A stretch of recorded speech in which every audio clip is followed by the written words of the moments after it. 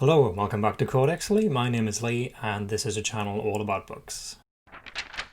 So I was going to talk about the books that I plan to read over the next 6 months, but in my last video I talked about how upon tracking the reading I'm doing throughout the year, I realised that every single book I'd read for the first couple of months this year were books by men. And with all the conversations that have been happening recently, including on BookTube, about the diversity of our reading and particularly the lack of black authors that many of us have been reading. It's all, I also realised looking at my reading for this year that I've not read a single book by an author of colour, let alone a black author.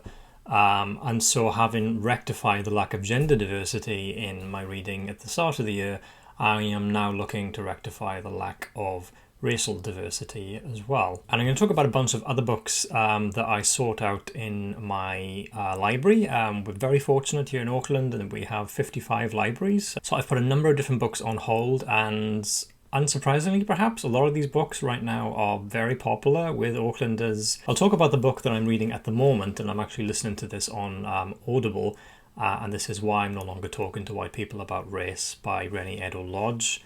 I've actually nearly finished this, so I will talk about it more in a longer review.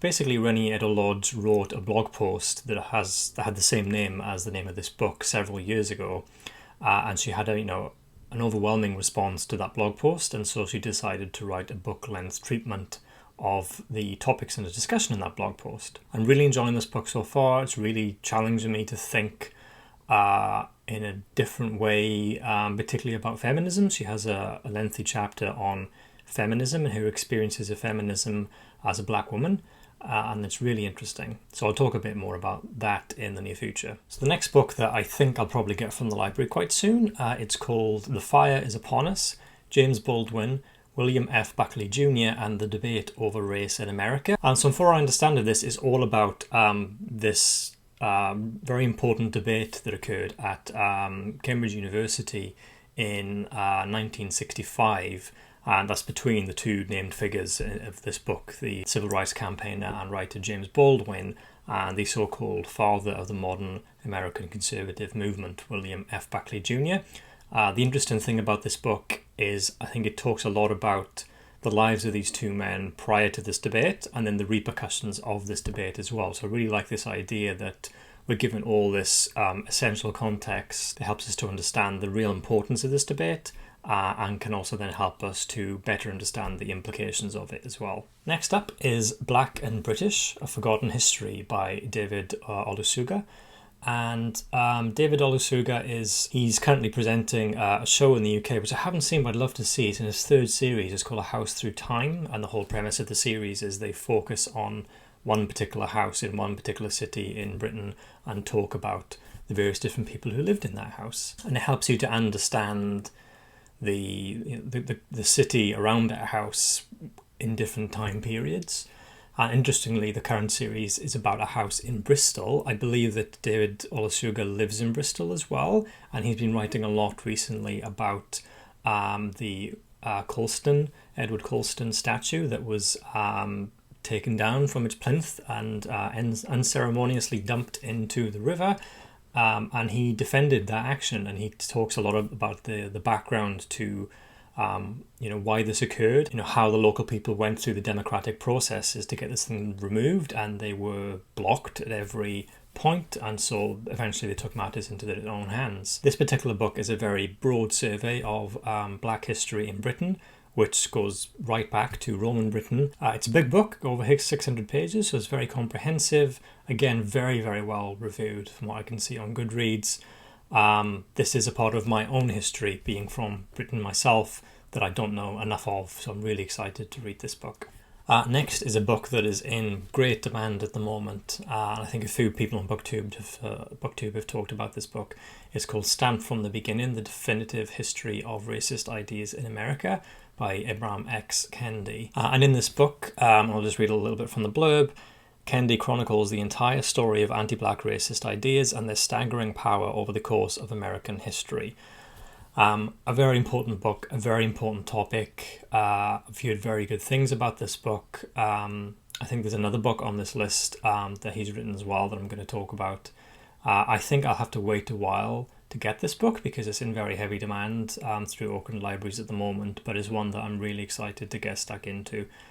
Next is it's quite a popular book. I think a number of people on BookTube have already read this and talked about this. It's Just Mercy, A Story of Justice and Redemption by Brian Stevenson. I think this was recently made into a film. I'm really keen to read the book before I watch the film, and I believe this is about a civil rights lawyer in America, and I think the story of a particular case that he was involved with. I'm really looking forward to reading it, and then no doubt watching the film afterwards as well. The next book is called Natives, Race and Class in the Ruins of Empire by Akala. So Akala, he is a musician as well as a writer. There's a clip that's been doing the rounds on Twitter where he was on Question Time, I think it was a few years ago, and he responds to, I think, a question or a comment from a guy in the audience by the name of Tommy Robinson, who is a white nationalist figure in the UK, and Akala just tears apart his arguments with eloquence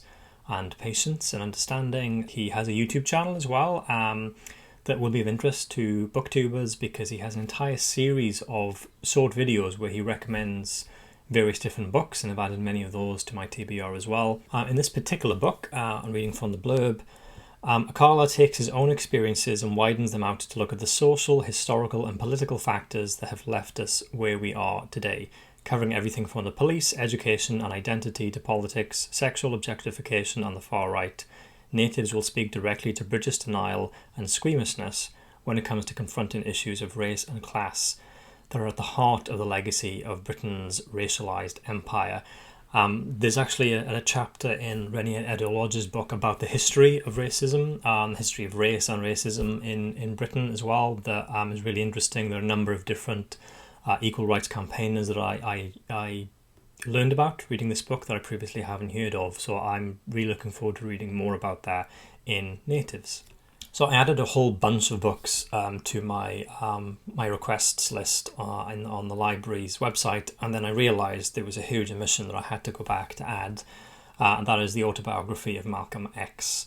Again, there's just not much that I know about the life of Malcolm X beyond knowing the name and knowing the kind of the time that he lived in and the importance of him, but I guess I don't really understand the importance of the man without reading about his life and what he did, from his own words. So I'm really looking forward to reading the Autobiography of Malcolm X.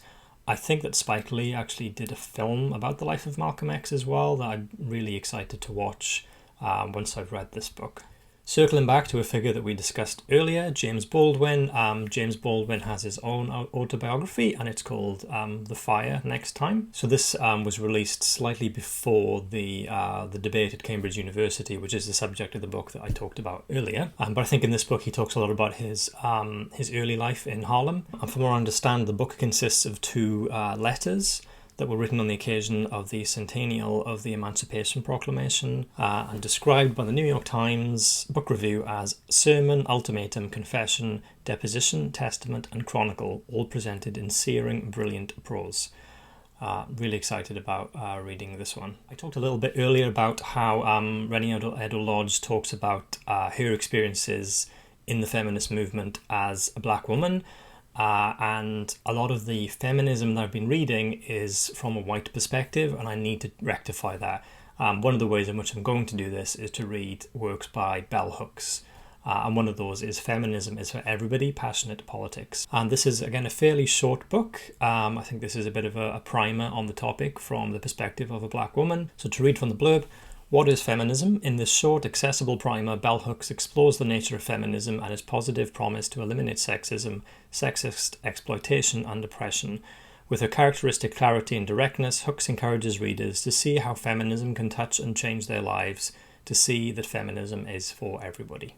So another book on the history of equal rights in Britain, and this one is called Brit-ish, on race, identity and belonging by Afua Hirsch. And there's a really good video I saw recently where Afua Hirsch talks about this need to reevaluate many of the different statues and monuments that exist in the UK, and she was basically laughed at by her fellow panelists and by the audience when she discussed this, and she was trying to do it with grace and civility, and yeah, was basically laughed at. So in this book she explores a very British crisis of identity. We are a nation, the British, in denial about our past and our present. We believe we are the nation of abolition, but forget we are the nation of slavery. We are convinced that fairness is one of our values, but that immigration is one of our problems. British is the story of how and why this came to be, and an urgent call for change. So again, this is another book that will complement another book very well, David Olusoga's book, and again I think will offer an interesting and helpful perspective on a particular strand of British history that is not taught very much in British schools. It certainly wasn't when I was in school, and I'm having to educate myself a lot on this particular topic as an adult. So those are just quite a few books that I'm going to be reading over the rest of the year to help to educate myself better on a subject that I admit that I don't know enough about and that I haven't paid enough attention to. And I'm hoping that at the end of this year that I will be much better informed on this, and that I will be a better person, frankly, as well. So thanks for sticking with me. If you've read any of these books yourselves, please let me know. So yeah, yes, I need to change what I'm reading. I started to do that by diversifying along gender lines, and I need to now diversify more broadly still. And this is an ongoing process. It's no point saying, oh, I've been wrong and I need to correct it, and then that's that.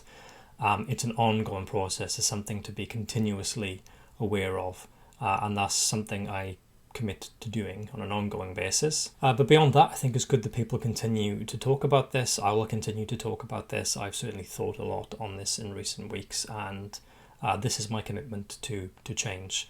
But I'm also just really interested in reviewing these books and talking about these to you guys when I get through them and hearing your thoughts. So let's keep the conversation going. Stay safe, stay well, and I'll see you guys soon.